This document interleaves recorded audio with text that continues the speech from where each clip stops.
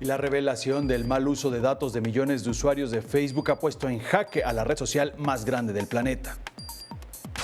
La red social más grande del mundo recibió un duro golpe bajo que la llevó a perder el 7% de sus acciones y poco más de 37 mil millones de dólares.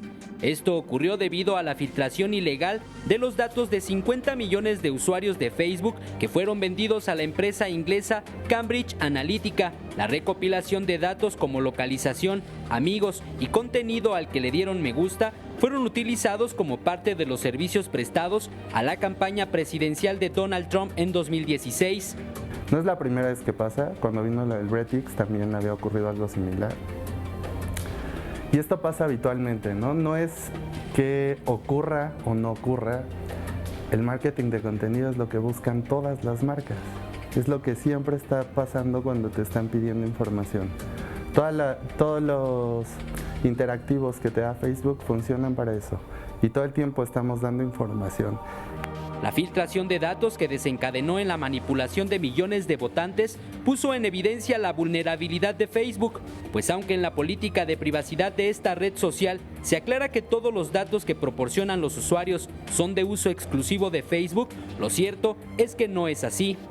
Creo que somos vulnerables a una dinámica de aceleración de procesos. Somos vulnerables a tener un consumo excesivo en la información que se está generando, que nos lleva a no leer lo que estamos haciendo en nuestras acciones diarias en Internet. Las consecuencias de las acciones de Cambridge Analytica las enfrenta ahora Facebook y su creador, pues la red social ya es investigada en Estados Unidos y la Unión Europea, en donde Mark Zuckerberg fue citado a comparecer en el Parlamento británico. En tanto, el creador de Facebook emitió un comunicado en donde asegura que todas las aplicaciones que tuvieron acceso a grandes cantidades de información antes de que cambiaran drásticamente la plataforma para reducir el acceso en 2014 serán investigadas. Además, aseveró que entre las acciones que emprenderán serán auditorías a cualquier aplicación que tenga alguna actividad sospechosa. Eric Pinto, 21 Noticias.